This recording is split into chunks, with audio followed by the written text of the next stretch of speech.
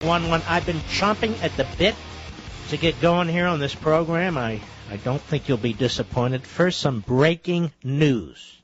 In Wisconsin, ladies and gentlemen, the left used Wisconsin, which has been in the past a mostly blue state, although not completely, but certainly leaning blue, as an example, as pushback against the taxpayers, against the Tea Party members, against all Americans who don't agree with government unions taking over their states. The DNC, with Tim Kaine now seeking to be a senator from the right-to-work Commonwealth of Virginia, used his clout to make Wisconsin their Gettysburg.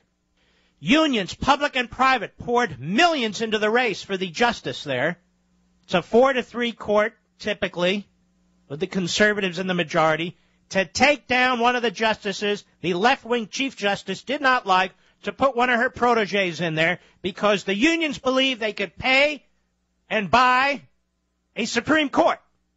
And they went in there with everything they had, their ground game, their money. They bust in outsiders.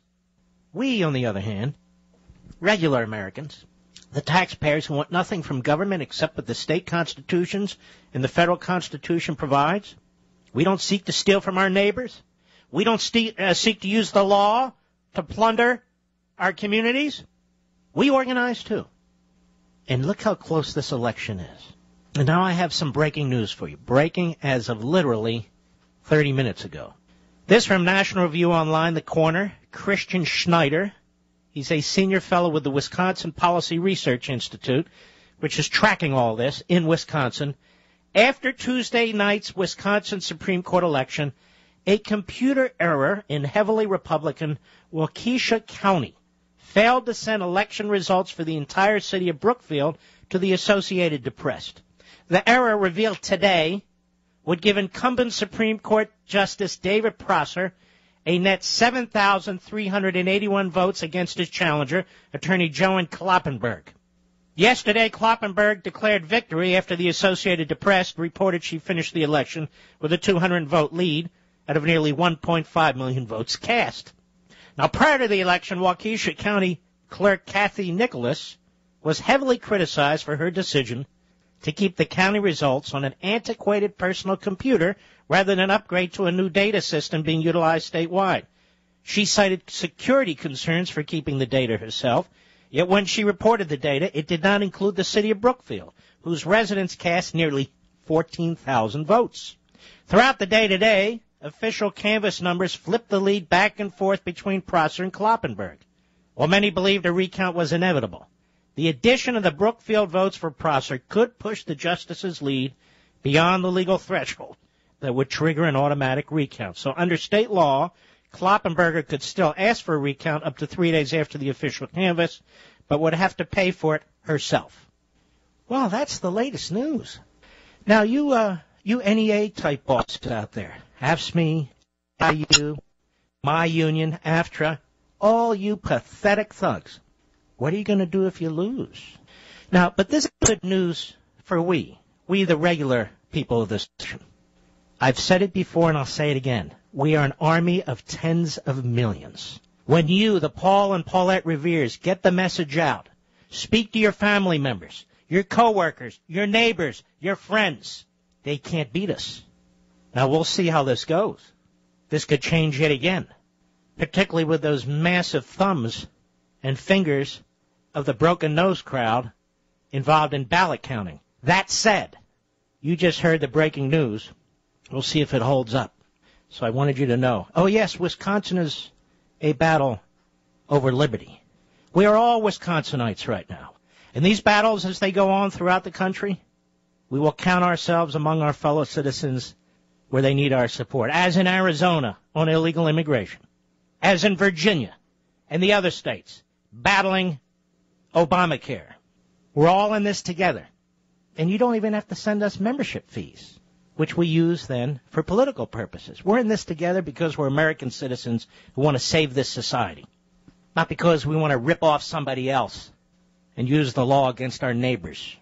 Now, while I'm cleaning up messes here, Nancy Pelosi, there's one big mess, I want to remind you what she said on Tuesday, and now I am going to prove, with the help, believe it or not, of the Washington Compost, what a pathological liar this woman is. That's right, I said it. Write it down. Here was Pelosi Tuesday, cut 9. Go. In one of the bills before us, 6 million seniors are deprived of meals. Homebound seniors are deprived of meals.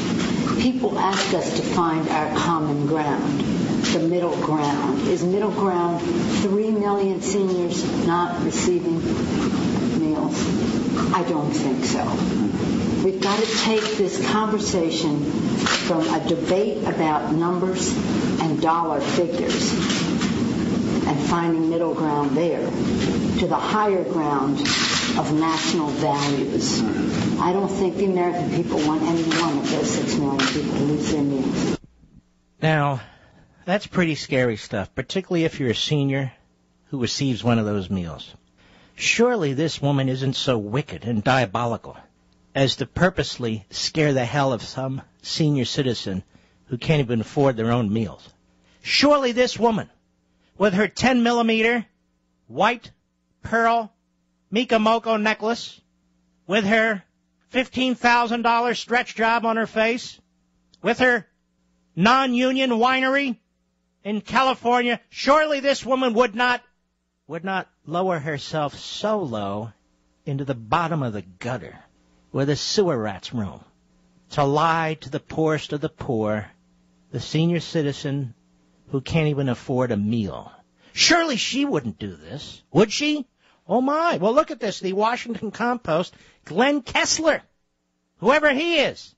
The meal programs, follow this, the meal programs, which cost about $818 million a year, are managed by the Administration on Aging, AOA, an arm of the Department of Health and Human Services. The House bill would cut $65 million from the approximately $2.4 billion budget of that agency, a figure derived from GOP estimates of the savings in the agency from repealing the health care law, as well as an estimated $6 million in earmarks. Stick with me. The first problem with Pelosi's statistic is that, according to the agency's budget documents, only about 2.6 million seniors receive such meals. That's even less than when she decried it as the mushy middle ground of compromise. That is, first she said 6 million, then 3 million. After we pointed out that fact, Pelosi spokesman Drew Hamill said she means meals for seniors, 6 million meals. Well, in 2011, the agency is expected to deliver a little over 200 million meals. So that's a cut of about 3%. That's a pretty big oops. She referred to 6 million seniors, 3 million seniors, and 6 million people. We understand slips of the tongue, but 3 times in a row so emphatically, it's hard to fathom. So 200 million meals, she says they would cut 6 million. Then she said 3 million. Then she said 6 million again. But Hamill tried to defend the number of 6 million, though he acknowledged that pot of money I mentioned is not exclusively dedicated to this program. According to Hamill, this is Stretch Pelosi's spokeshack, the agency has informally indicated to Pelosi's staff that if they had to cut $71 million in the last 7 months of the fiscal year, the 2 programs where services could be cut quickly to achieve quick savings would be the senior nutrition programs and senior centers. So Pelosi's staff assumed a $30 million cut from the overall budget for senior meals, or a 3.6% resulting in 6 million fewer meals. Martha Demlow, a spokeswoman for the House Appropriation Committee, says the $65 million figure came from estimates on savings the administration provided regarding a provision of the new health care law that would be administered by the agency. She said the committee did not specify where this cut would come from, and also does not know how AOA will spread that cut within their operations. The committee has received no official word on the impact. And a spokeswoman for the Administration on Aging referred a question to the White House Budget Office, which did not respond to the Washington Compost query. Pelosi's spokeshack Hamill later acknowledged the Obama administration had not made any determination of how they would implement a $71 million cut at the Administration on Aging if the law were signed. So in other words, Pelosi's staff took a wild guess at where the cuts would fall in the agency. In other words, they made it up. They lied. They wanted to find the most, what they thought, heart-wrenching example of what would happen. So they went for the seniors. They went to the meals. Washington Compost. But there are other problems with Pelosi's 6 million number. First, the administration requested the elimination of 6 million earmarks. So it seems strange for Pelosi to call that a Republican cut. That should not be included, leaving us then with 65 billion in possible cuts, not 71 million. Second, in the administration's 2012 budget request, Obama identified 150 million in cuts to that very agency's budget. It seems that those already identified targets would be a more logical place to start looking for trims than meals for senior citizens, most of whom have incomes of less than $20,000. And I could go on. So, ladies and gentlemen, follow me on this. Then you'll know what a complete, dishonest liar Nancy Pelosi and her ilk are. They made this up completely. They looked at the budget of this agency and they said that this cut that the Republicans are proposing will cut 6 million meals. In fact, Obama's proposed cuts, and they're not even related to those meals. The agency itself, as a matter of fact, would be the likely source for determining where those cuts would occur. There will not be 6 million senior citizens without meals, or 3 million senior citizens without meals. There won't be senior citizens without meals at all respecting these programs. Now, I think we can certify here on the Mark Levin Show that Nancy Pelosi is an immoral, disgraceful liar. I want to correct myself. The name is Waukesha. Sorry about that. We love you, Waukesha, and we needed you. Now, Obama's very, very busy, man. How much time do I have, Mr. Producer? Yeah.